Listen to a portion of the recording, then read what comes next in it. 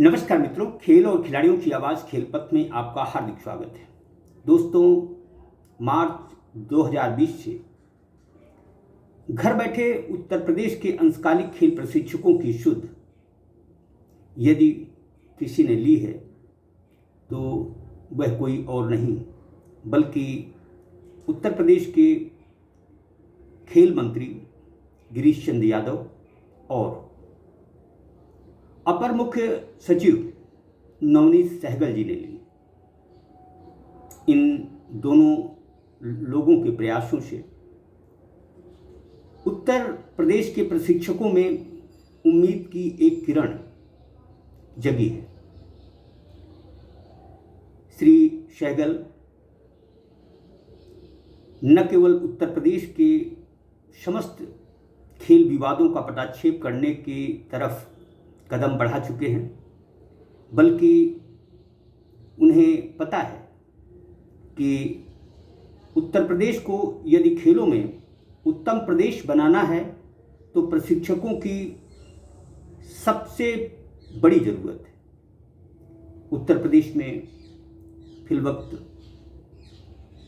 तय 450 प्रशिक्षकों की बजाय बमुश्किल 180 प्रशिक्षक हैं। प्रशिक्षकों की कमी कैसे दूर की जाए, इसके प्रयास श्री सहगल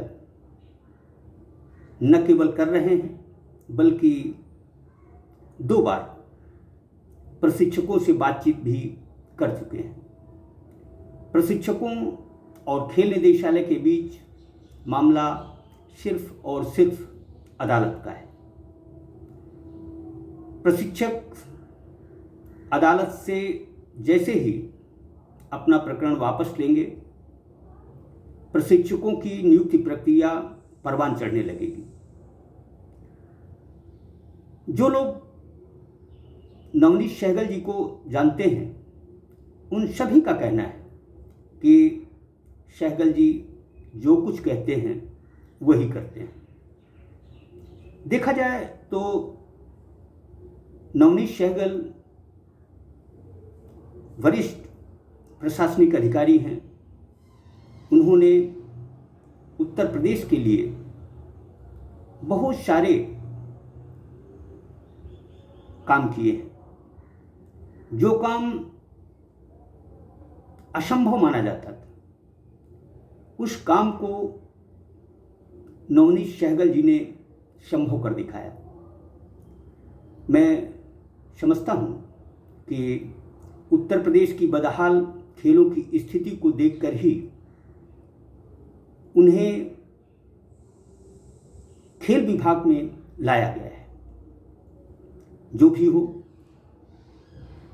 नवनीत सहगल जी जब से खेल विभाग से जुड़े हैं, उन्होंने न केवल संभागीय जिलों का दौरा किया बल्कि मूलभूत समस्याओं को समझा भी है।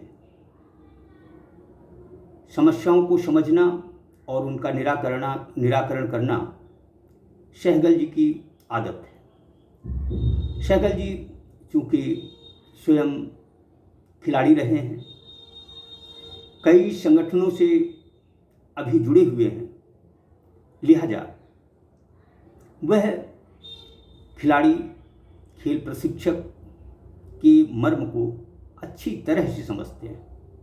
यद्यपि खेल निदेशक आरपी सिंह भी बड़े हॉकी के खिलाड़ी रहे हैं, लेकिन उनकी और सहगल की कार्यशैली में जमीन आसमान का फर्क है। सारी समस्या ही खेल निदेशक की दी हुई है। अब सवाल ये उठता है कि प्रशिक्षकों को किस तरह सेवा में लिया जाएगा। यद्यपि श्री सहगल ने प्रशिक्षकों को भरोसा दिलाया है कि लगभग सभी प्रशिक्षकों को उनके गृह जनपद में सेवा का मौका मिलेगा। तथा जैम पोर्टल में उपलब्धता न होने की दशा में जिला समितियां प्रशिक्षकों की नियुक्ति करेंगी। मानदेय में कोई इजाफा नहीं किया गया है। यद्यपि कुछ पेच और भरोसे वाली बातें इस मामले में सामने आ सकती हैं। प्रशिक्षकों के बीच भी आपसी सहमति बनती दिख रही है, यानी उम्मीद है कि प्रशिक्षक सहगल जी की बातों से न केवल सहमत होंगे बल्कि अदालत से अपना प्रकरण भी वापस लेंगे। देखा जाए तो यह समूचा मामला आउटसोर्सिंग से विवादित हुआ है। प्रशिक्षक जैम पोर्टल के माध्यम से किसी भी सूरत में काम करने को तैयार नहीं हुए और वह अदालत चले गए। अदालत से भी रोक लगने के बाद खेल निदेशालय के हाथ बंध गए। वह प्रशिक्षकों की नियुक्ति करने में असफल साबित हुआ। दोनों आउटसोर्सिंग कंपनियों से भी खेल निदेशालय का कोई भला नहीं हुआ। दरअसल खेल निदेशालय के आला अधिकारी ये बताते हैं कि केंद्र सरकार के निर्देशों के परिपालन में ही उत्तर प्रदेश में प्रशिक्षकों की नियुक्ति में आउटसोर्सिंग प्रक्रिया को अमल में लाया गया है। उम्मीद है कि अपर मुख्य सचिव खेल नवनीत सहगल जी अपने शेष कार्यकाल में आउटसोर्सिंग प्रक्रिया को कैसे समाप्त किया जाए इस पर न केवल मंथन करेंगे बल्कि चूंकि सुलझे हुए प्रशासनिक अधिकारी हैं, उन्हें हर बात जमीनी स्तर पर पता है। ऐसे में सिर्फ और सिर्फ सहगल जी ही इस समस्या का निराकरण कर सकते हैं। भरोसा सबसे बड़ी बात है। प्रशिक्षकों में सहगल के प्रति जो भरोसा जागा है उससे ही उम्मीदों को पर लगे हैं। अब देखना यह है कि प्रशिक्षकों की भर्ती प्रक्रिया कब और कैसे शुरू होती है।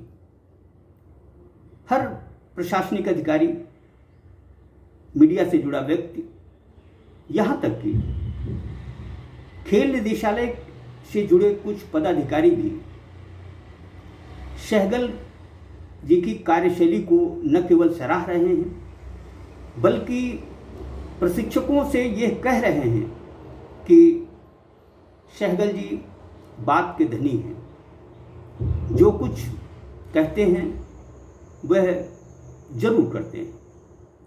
यह अच्छी बात है कि सहगल जी लगभग 30 महीने से घर बैठे प्रशिक्षकों की न केवल सुध ले रहे हैं बल्कि उन्हें भरोसा भी दे रहे हैं कि मेरे रहते आप लोगों के साथ कोई भी नाइंसाफ़ी नहीं होगी।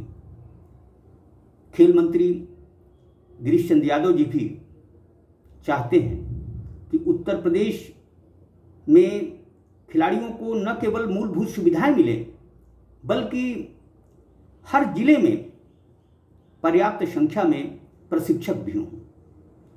ये सच भी है। खेलों के उत्थान में प्रशिक्षकों की उपयोगिता सर्वोपरि है। प्रशिक्षक ही प्रतिभा को इस लायक बनाता है कि वह प्रदेश, राष्ट्रीय व अंतर्राष्ट्रीय स्तर पर मेडल जीते। ये खुशी की बात है कि गुजरात में चल रहे राष्ट्रीय खेलों में इस बार उत्तर प्रदेश का प्रदर्शन सुधरा हुआ दिख रहा है। जितने मेडल केरला में उत्तर प्रदेश के खिलाड़ियों ने 35वें राष्ट्रीय खेलों में जीते थे, उससे लगभग 2 गुना स्वर्ण पदक 3 दिन में ही उत्तर प्रदेश के खिलाड़ियों ने जीत दिखाए हैं, जो कि खुशी और प्रशंसा की बात है।